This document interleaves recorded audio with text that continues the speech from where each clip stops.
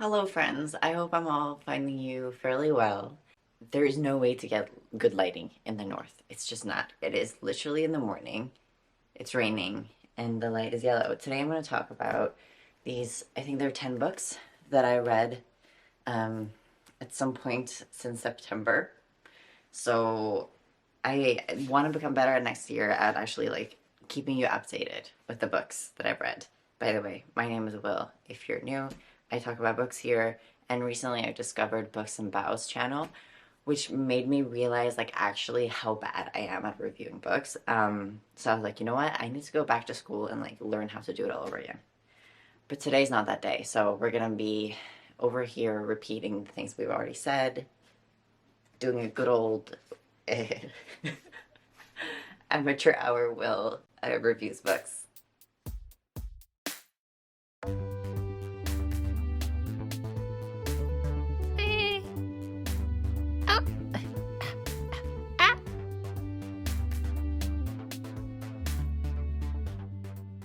I also did 2 reading vlogs since September, so I will not be talking about those books in this video, but I'll be talking about everything else, and I'll link the other reading vlogs down below. I read Page Boy by Elliot Page. I was interested in this memoir because I think, like a lot of people, Elliot's kind of been like one of those famous people that we don't really know much about his life. We don't really know what they're up to, what his like private things are, at least not me. I haven't seen all of his movies and stuff, and this definitely made me want to like watch more. This is kind of a not traditional memoir in the way that it's not like told chronologically.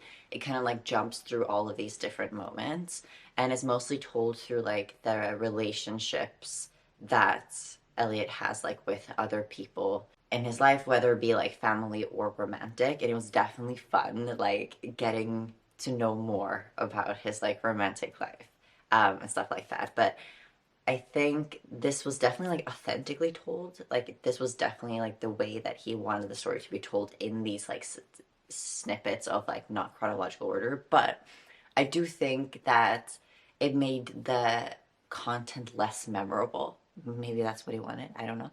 Because when certain characters would like pop up again, I was having a hard time knowing who it was. And like if you ask me anything about Elliot's life now, I'm not sure I will be able to tell you anything more. So there's that.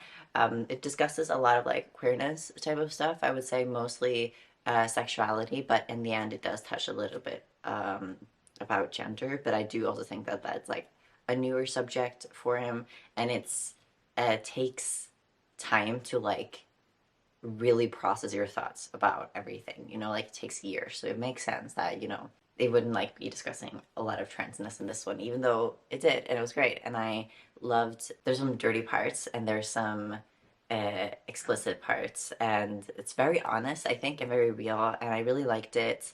I gave it like 4 stars.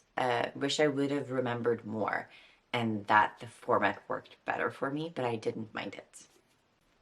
I picked up Our Share of Night by Mariana Enriquez. This was fantastic. So I read her short story collection, Something Smoking in Bed, The Dangers of Smoking in Bed. And I thought it was okay. It was decent. I enjoyed it, but it wasn't like, it didn't click for me. This clicked for me. I was so excited by her longer work. This is fantastic. So I was a little intimidated by the size, but at the time I set off 2 weeks just to read this, take my time. You're following a father and a son who are at the start of the book going on this road trip, and you don't really know where. And as the book like goes on, you learn about the fact that his mother's just died, and that they're going to visit her family. The only problem is that her family are part of this kind of cult called the Order, which practices essentially like dark magic. And the father has been a medium for them, and now they're trying to capture Gaspar, the son, into becoming the next medium. And that's like the basis of it. I don't know if I'm telling you too much, but also it's like a 700-page book, so there's like so much more to it. Like when it comes to the magic, the family intrigue in this is like really intense. And the book is divided into like different parts. So the first part, I don't know, I remember all the parts, but I know that one part is following Gaspar when he's like a teenager, and then one part is following the past, like with the mother and when she first like got to know his father. All the characters are so different. I love their relationships. I loved the complicated relationship between Gaspar and his father, which I can't remember the name of right now. Of like he's kind of a good dad, but he's also an awful dad, and there's definitely like abuse in this, but it's like so complicated, and I loved it. I loved everything this book explored. I thought it was fantastic. I kept wanting to pick it up. Like I was thinking about it, and I was always excited to pick it up, no matter if it was like currently in a part of the book that I wasn't enjoying a lot. I always wanted to read it. And it's 700 pages, which is like a big deal. I just started a 300-page book, and I'm on page like 100, and I don't want to pick it up. Yeah, this was great. I highly recommend it. And also, if you felt mediocre about her other work, I would still recommend this, because I was also like, this is fine, whatever, this is fantastic, okay? Wow. I currently cannot remember the ending, but it just gets like deeper. Oh, I can remember the ending. I just remembered. Oh my god. It's fantastic. It does have some trigger warnings. It is sort of horror, so.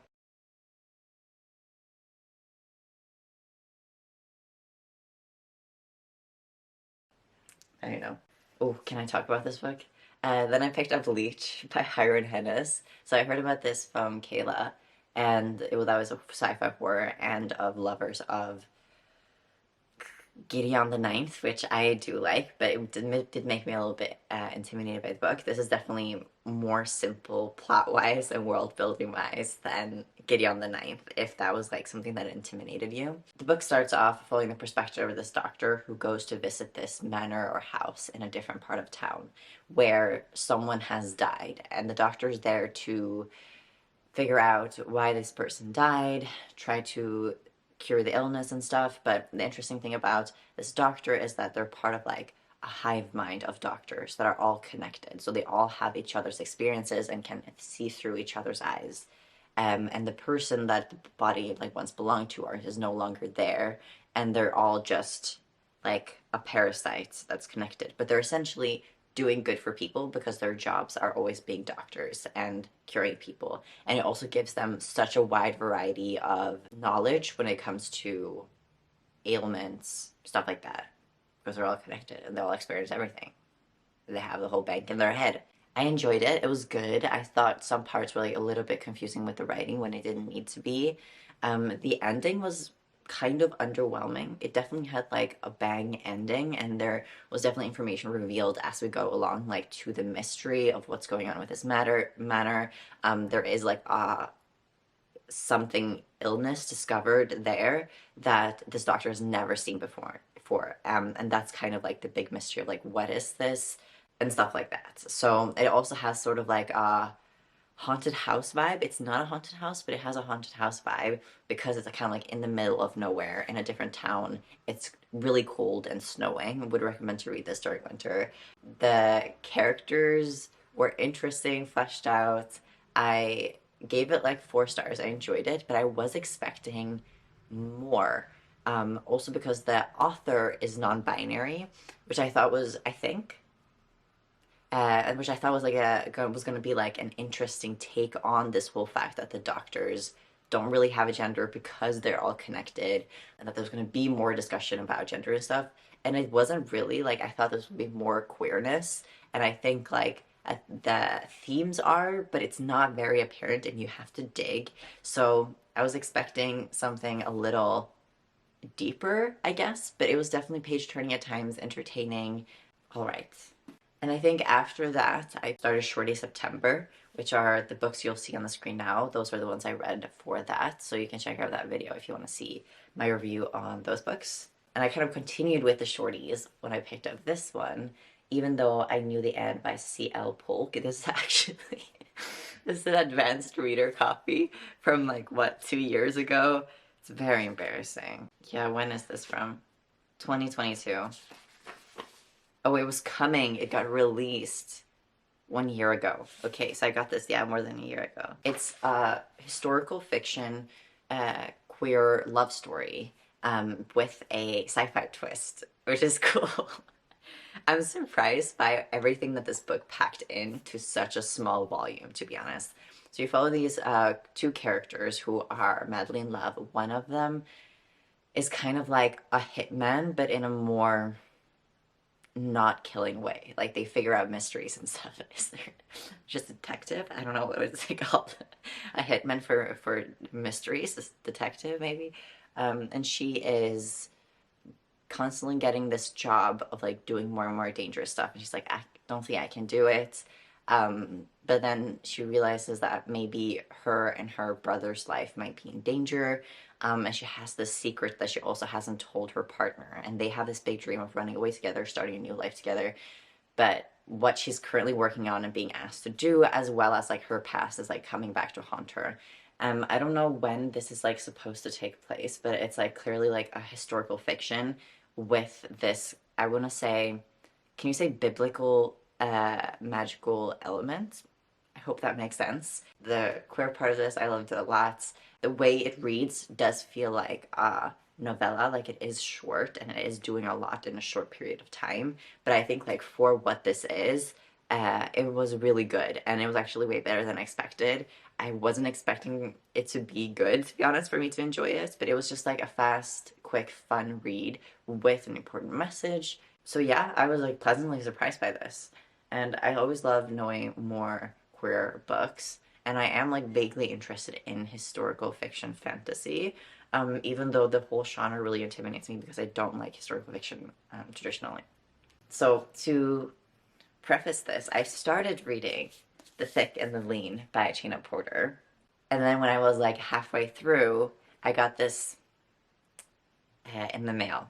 So I was like, you know what? I can't wait. I'm just gonna start reading Brainwyrms by Alison Rumfitt because I just like really, really want to read it. So I was sitting at ARC, it wasn't even my shift, and I just started reading. And I could not put this book down. Like, I kid you not. Like, I was reading this the entire day. And this book is like almost 300 pages. And I just read it in one entire day. Like, it was so addicting. I loved it so much. Oh my god, it's been like such a long time ago since I just like could not put a book down. So that was so much fun. I loved it. Oh, it was such a good feeling. I've read Alison Rumfitt's other book, Tell You Something I'm Worthless. Gosh, so annoying. Anyways, when I wasn't filming BookTube stuff, so I have no reviews of that book online, but I gave it 5 stars. This was so much better, or even better. It's different. So how do I explain this book? The synopsis that I got of this book was that the TERFs in this book literally had brainworms. And I was like, ooh, okay, interesting. Makes this cover very icky, which by the way I love. But then it doesn't really talk so much about the TERFs. Seeing the TERFs in the book, it's not that big. It's more like very CD plots, in my opinion. You're mainly following our main character, Frankie, who is going through a lot right now. Her workplace got bombed by a TERF, and she survived, but her coworker didn't. So she's like kind of trying to recover from this trauma. It was like a queer safe space. Was called like refugee center or something. She goes to this kink party and meets our other main character or side character, Vanya, I want to say their name is, and Frankie and Vanya hit it off.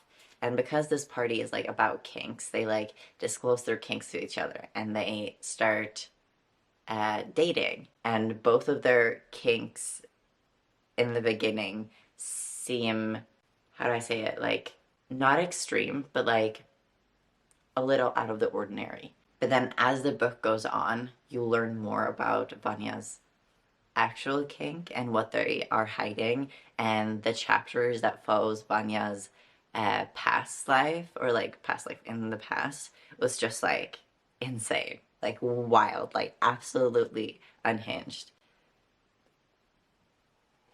Should I have prefaced this by saying that this is a horror and it's like really, really gory and really gross? It explores like parasites and kink and relationships, and then there's like this C plot of the turfs, and also class. I think it discusses. It's just really good because the relationship, the discussions, the plot, the layers of this story, and with this like gory element, it's just like all builds up so perfectly together. Like everything is just balanced like so deliciously. And I think because I read it so fast and I was so in it, I feel like the gross stuff didn't really hit me until like afterwards when I was just like, I feel ill.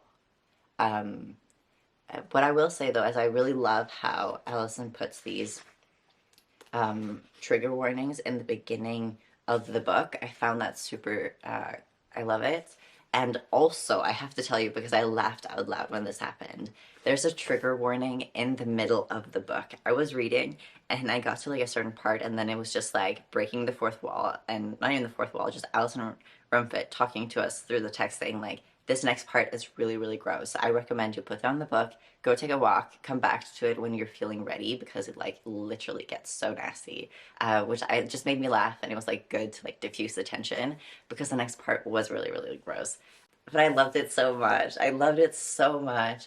And then the ending, originally I was like, what was that? I did not like that ending.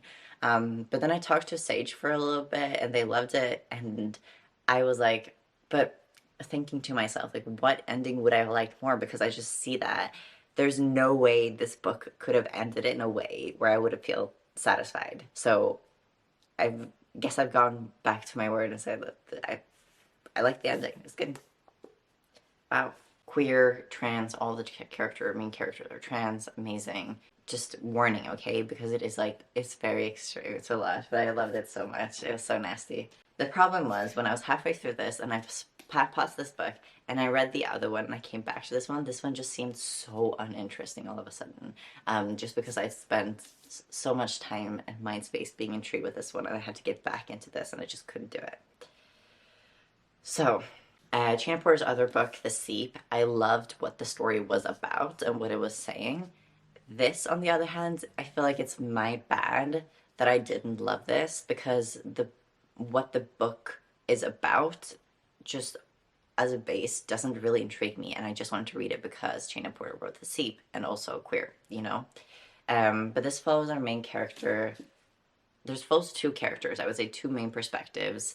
Let me start over. This book is about alternate world sci-fi type of thing. Actually, it's more like dystopian. It's like way into the future. But it's kind of a utopian also society in the perspective of the people who live here, but like also it's not very bad at explaining this book. Beatrice lives in this like clean, white, religious part of town, where all the families have like bought into being part of this we don't eat, we just stay clean type of religion deal. But in like the opposite way, they're like very encouraging about like sex, but eating and stuff is like not very encouraged. And so like big trigger warnings for like EDs or anything that has to do with food or weight, like because that's like basically a lot of this book. And it's just something I don't love reading about in general. It just doesn't interest me that much.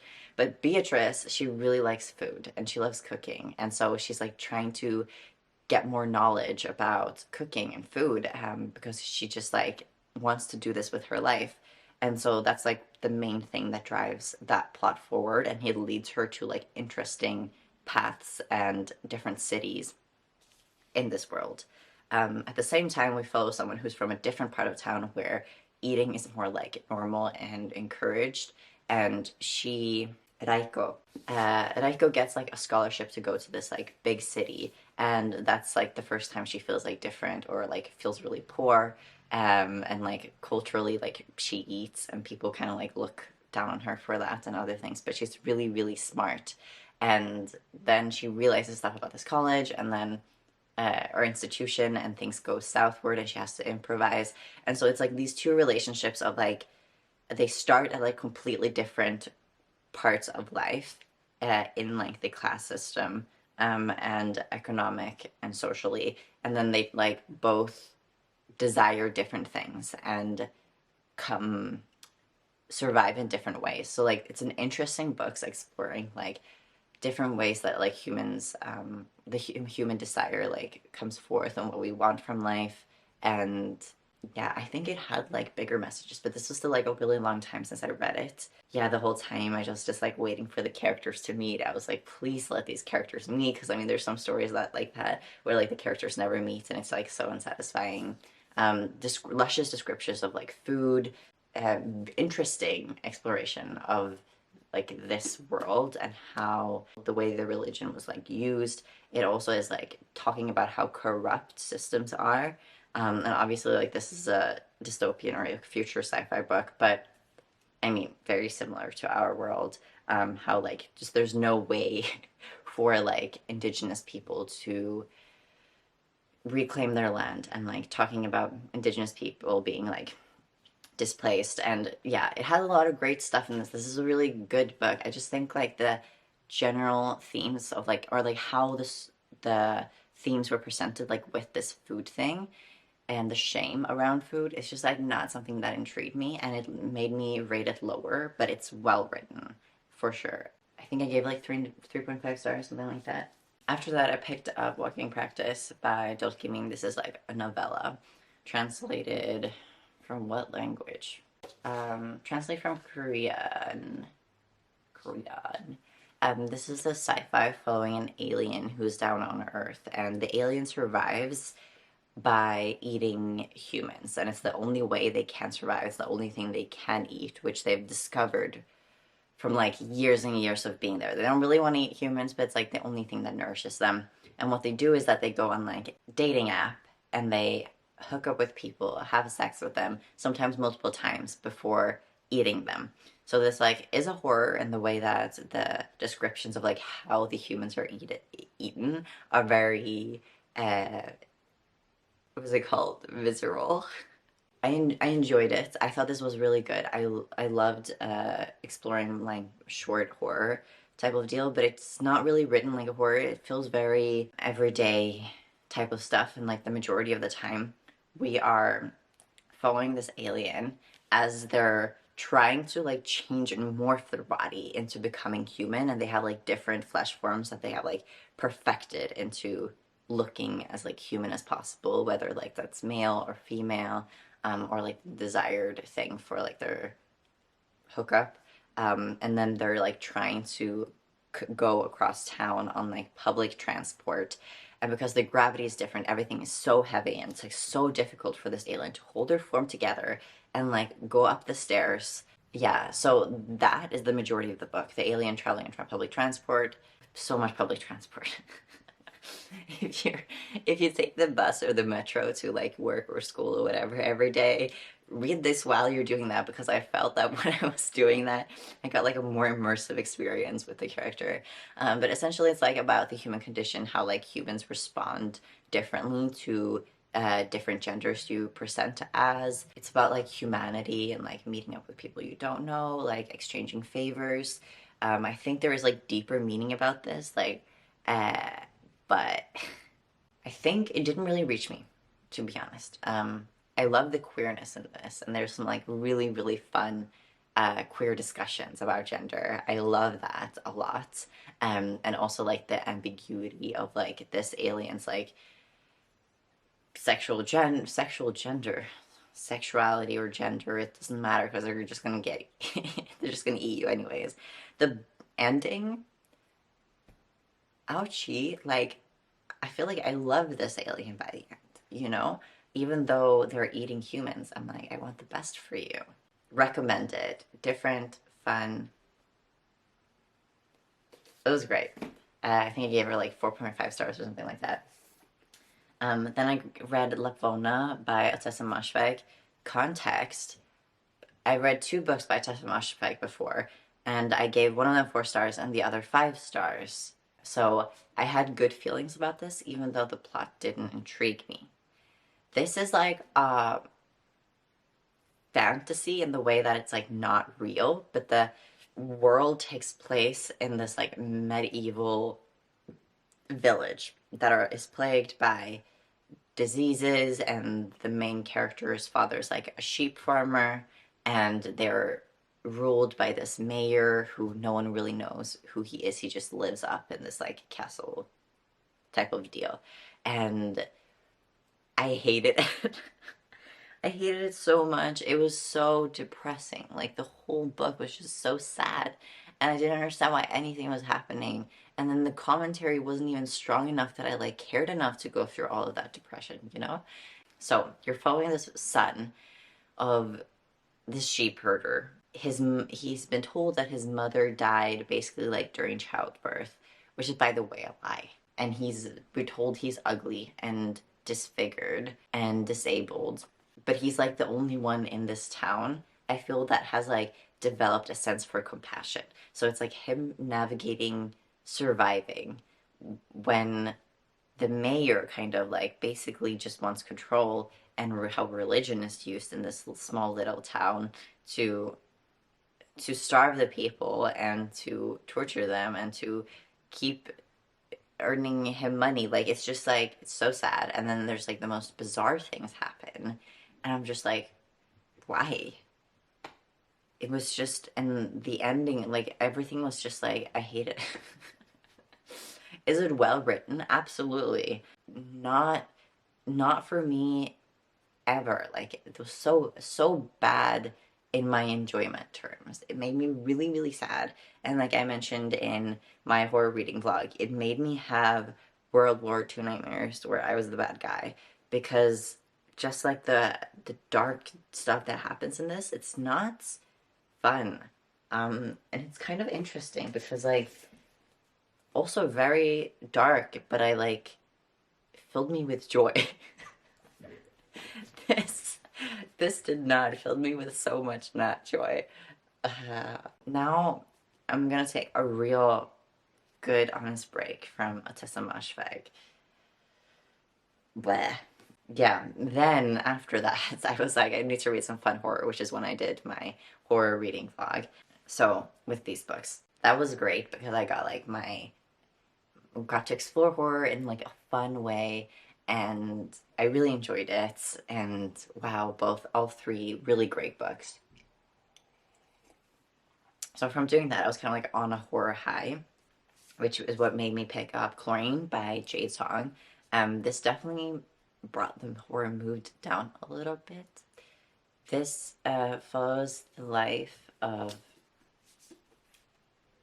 Ren, whose parents I think are immigrants from, I kind of want to say China, and her father has left to go back home, and so she's living in the US with her mother. She kind of gets this obsession with like mermaids, and so she joins the swim team, and she becomes like really, really, really good at swimming, and she's like a natural talent for it, and it becomes like her obsession, her life, to be like a really good swimmer. And in the back of her mind, she like kind of knows that she's a mermaid. Context for what I'm about to say about the book next. Mermaid stories, not my thing whatsoever. I'm just not interested in it. You might be sitting there thinking, but Wilma, why did you pick up this book? Why read a mermaid book if you're not interested in mermaids? She thinks she's a mermaid. She plans on trancing. She plans on becoming a mermaid. So that's basically the whole story. It's about her relationship kind of with this like, with her mother, with her family, with American culture, with her friends and her swim team, the experiences she has. There's like quite a few trigger warnings for this book. It's kind of like a very uncomfortable horror because most of it is read as a contemporary, and then all of a sudden it gets like really intense and very graphic. There was scenes in the beginning where I was laughing, where like whoa, look, do you see the sun? It goes like almost like into the line on the wall. Anyways, the way she meets like kind of her best friend in this, which obviously has a crush on her, and I wish, yeah, I'm not gonna say anything. Kind of becomes her best friend. The way that they become best friends is because she needs to put in a tampon for the first time, and swim practice is starting, and she can't do it, and so she like just opens the stall to the bathroom door and she's like, I need your help to put in this tampon like right now. And she basically just like asks her to shove her fingers up there. And it's just such a funny scene. And the Rosa Ren is such a bold main character, like the way she does these things. It's just really fun to follow until it's like not. I have some critiques of this that I don't think are valid. I'm like, Wilma, your thoughts on this? Not valid.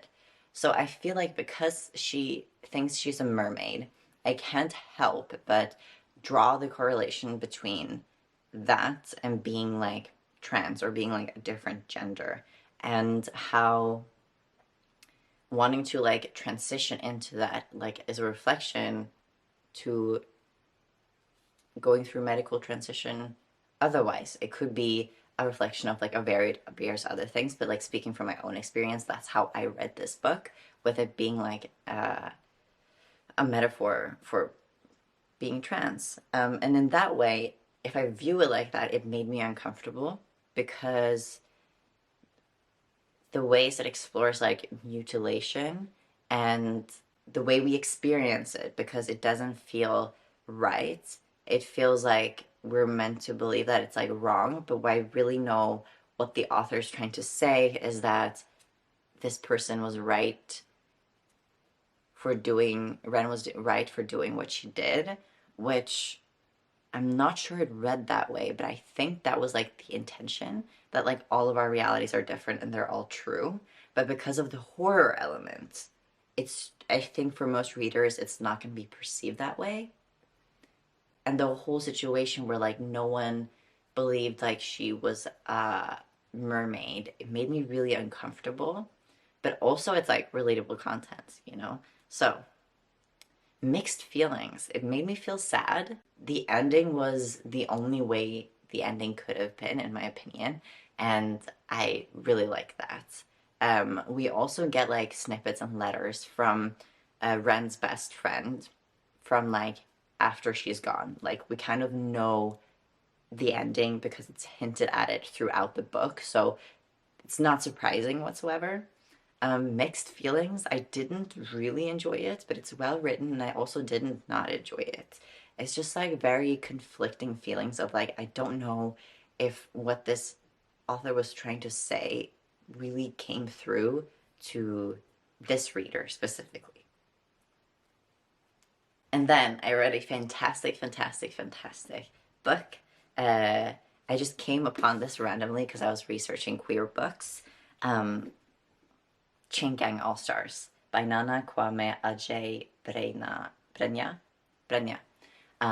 This person has also written Black Friday, which I think is like a series of short stories. So this, I think, is their first long book. Wow. So this reminded me of, by the way, context. Battle Royale is one of my favorite books of all time.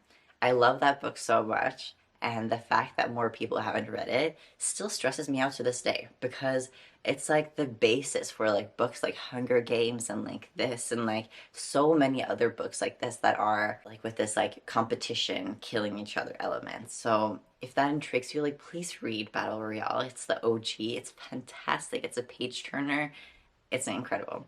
So anyways, wow, this book smells really good. In this world, the prison system, the correctional facilities, is even more fucked up than they are in this world. They basically get the chance, if you have a 10-plus-year long sentence or more, you get the chance to enter the Chain Gang All-Stars program, which means that prisoners fight each other like gladiators.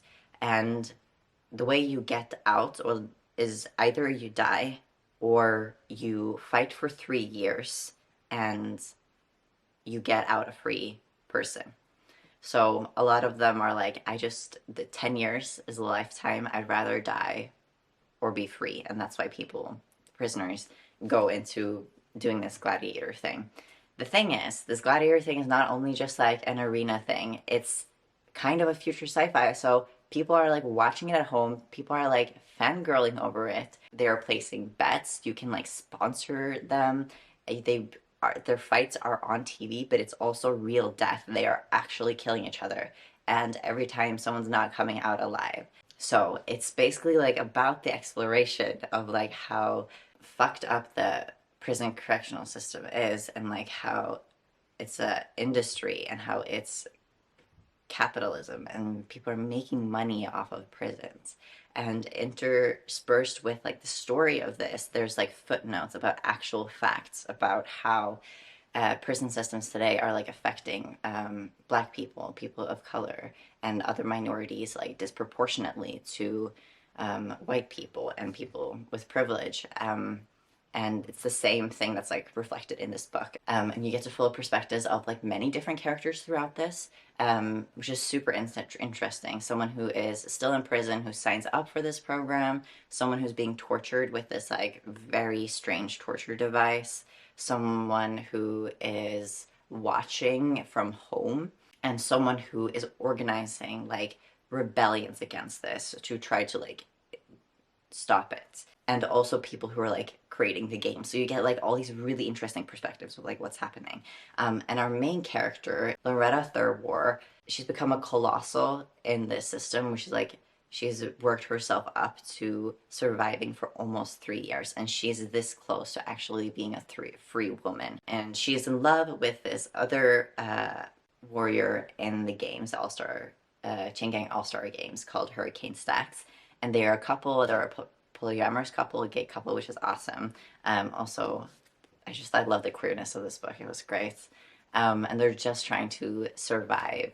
And they're like talking about how they're like performing this persona in front of the audience to like stay sane, basically, and to get sponsorships and to live, because they can also like buy themselves tools, whatever. I'm explaining this book way too much. It was fantastic. At the end, I was crying so much. I was crying so much. The tears were just, I didn't know what to do with myself. I thought the ending was fantastic. I loved it so much. So many interesting characters. When certain things like were revealed, fantastic. I will say in the beginning, I was only reading it in the evening, and I was just like, this is so much information to try to learn all at once. But I got over it, and I got into it, and I got under it, and it was fantastic. Oh, it was so good. Highly recommend it. I gave it 5 stars. It was just really fun, and the commentary and what it's saying is just incredible. Here we are at the end. Thank you for listening to me talk about all these books. Let me know your thoughts on any of these books. If you have any recommendations for me, talk about whatever fun you've been reading lately. And I hope you have good winter holidays. And I will chat with you all soon. Bye.